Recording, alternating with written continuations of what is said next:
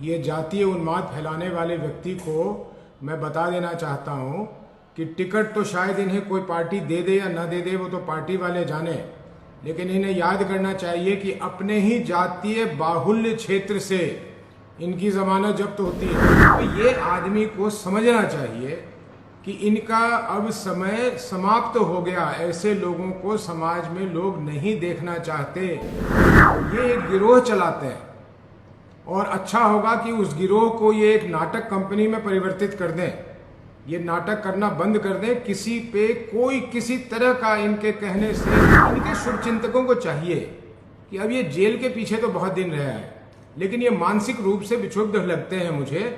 इनके शुभचिंतकों को इनकी मानसिक इलाज करवा देनी चाहिए ताकि इनका कुछ भला हो सके। चीज़ें बहुत देखता नहीं हूँ, लेकिन आज किसी मूर्ख ने मुझे एक पप्पू यादव का वो वीडियो भेज दिया जिसमें वो कह रहे हैं अपने माँ बहनों के आंसू के बहाने वो हमारे पार्टी के अध्यक्ष अखिलेश बाबू के लिए बहुत सारे अपशब्द का इस्तेमाल कर रहे हैं और कह रहे हैं कि ये लोग पटना में सो रहे हैं और यहाँ तकलीफ हो रही है। मैं इस गिरोह चलाने वाले पप्पू यादव को याद कराना चाहता हूँ कि ये अपने समय को याद करें कि कितने मासूमों की ज़िंदगी इन्होंने बर्बाद की है। आज भी ये हत्या के आरोपी हैं। पता नहीं किस किस के पांव छूकर आगे बढ़ते रहते हैं। पहले इन्होंने लालू जी को ठगा, फिर उन्होंने मुलायम सिंह जी को ठगा, फिर इन्होंने कांग्रेस को ठगा, फिर उन्होंने भारतीय जनता पार्टी को ठगा। अब ये दबाव की राजनीति कर रहे हैं कि इन्हें कोई पार्टी टिकट दे दे।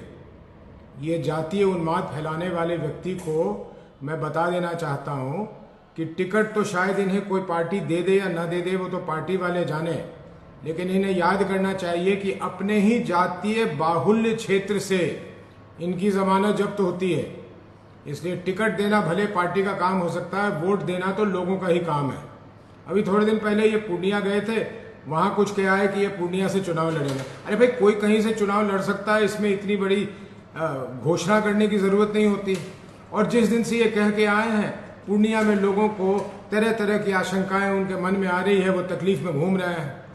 तो ये आदमी को समझना चाहिए कि इनका अब समय समाप्त हो गया। ऐसे लोगों को समाज में लोग नहीं देखना चाहते।